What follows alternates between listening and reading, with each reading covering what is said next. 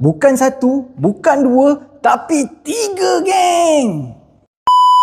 Cerita pasal abang ni dah 3 kali beli kereta dengan Gani. 3 kali dia repeat order dan dia ni sangat pemalu. Memang payah nak interview dia. Yang pertama dia beli kereta dengan Gani, dia belikan untuk anak dia.